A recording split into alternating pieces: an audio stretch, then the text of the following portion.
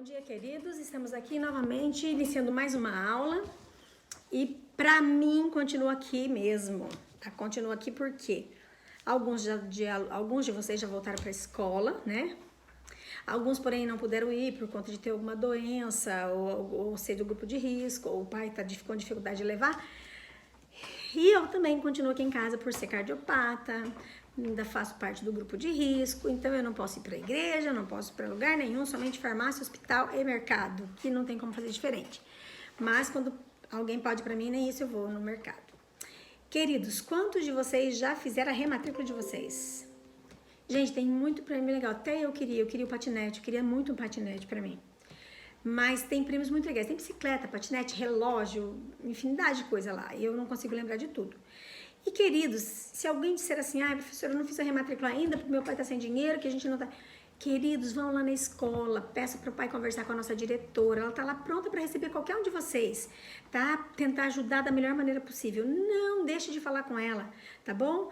A diretora Matielli é uma pessoa muito acessível, muito querida, ela está lá à disposição de todos os pais que quiserem falar com ela, tá? Por conta de situação financeira e outras coisas mais. Ainda tá tendo desconto, tá, gente? De 20% aí na taxa de atividades, tá? Então, quem não foi ainda, corre lá e faça a sua rematrícula, tá bom? Hoje eu vou falar um pouquinho sobre o teatro no Brasil. A gente já estudou de televisão, a gente falou de dança, a gente falou de uma porção de coisas. E agora a gente já até falou de tragédia e comédia, que era o teatro grego. Mas hoje, eu vou falar um pouquinho sobre como é muito longo, eu vou dividir em 3 aulas tudo isso. Então, olha só, a primeira parte a gente vai conhecer um pouquinho do teatro brasileiro, quando que ele surgiu, de que maneira ele surgiu, tá? Então, vamos lá. O teatro brasileiro, gente, ele surgiu quando Portugal começou a fazer do Brasil a sua colônia.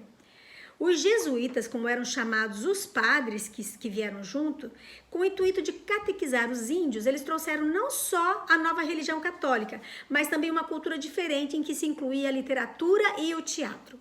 Aliada, é claro, aos rituais festivos, às danças indígenas, e a primeira forma de teatro que os brasileiros conheceram foi a dos portugueses, que tinha um caráter pedagógico. Eles queriam ensinar através do teatro, baseado o quê? Na Bíblia. E nessa época, o maior responsável pelo ensinamento do teatro, bem como pela a autoria das peças, foi Padre Anchieta. Não esqueça esse nome. O primeiro coreógrafo do Brasil num teatro foi Padre Anchieta, que foi ele que ensaiava e que doutrinava os indígenas ali nesse período. O teatro realmente nacional, ele só veio se estabilizar aqui no Brasil no século XIX, quando o romantismo teve seu início, tá? Martins Pena foi um dos responsáveis por isso, através das suas comédias de costumes. Os outros nomes de destaque da época foram o dramaturgo Arthur Azevedo e o ator e empresário teatral João Caetano, e a literatura e o escritor Machado de Assis, tá? Nos primeiros anos da colonização, os padres da chamada Companhia de Jesus, eles eram chamados de jesuítas, Companhia de Jesus, jesuítas, que vieram para o Brasil. Eles tinham como principal objetivo a catequese dos índios, doutrinar os índios. E eles encontraram nas tribos brasileiras uma inclinação natural para a música, para a dança e para a oratória também. Ou seja, tinha algumas tendências positivas para o desenvolvimento do teatro, que passou a ser usado como instrumento de civilização e de educação religiosa, além de diversão. O teatro, pelo fascínio da imagem representativa, era muito mais eficaz do que muitas vezes o sermão que o padre fazia. Quando as peças eram encenadas, os índios entendiam melhor do que a fala do padre. As primeiras peças elas foram escritas pelos jesuítas, que se utilizavam de elementos da cultura indígena, a começar pelo caráter do sagrado, que o índio já tinha absorvido em sua cultura, até porque era preciso tocar o índio falando coisas que ele conhecia. Misturado com esses elementos estavam os dogmas da Igreja Católica, para que o objetivo da companhia, a catequese, não se perdesse, tá?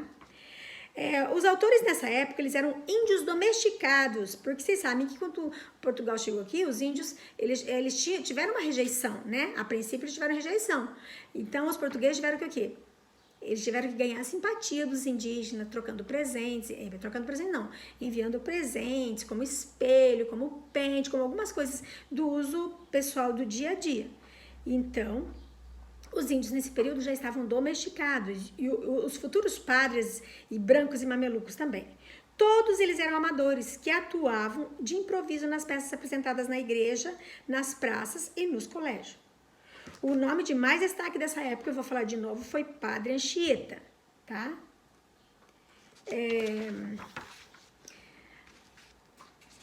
Eles tinham, gente, sempre um fundo religioso no teatro que eles faziam. Um fundo moral, um fundo didático, que era de aprendizado,